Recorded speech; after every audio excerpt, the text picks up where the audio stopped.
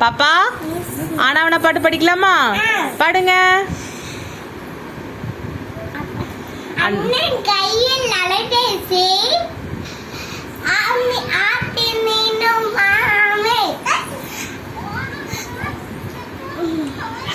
தெரியும் இருங்க.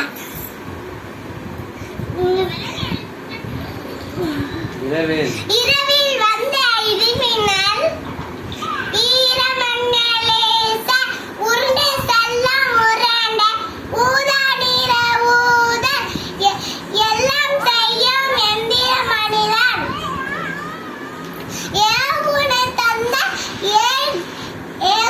தந்த எட்டிக்கலாம்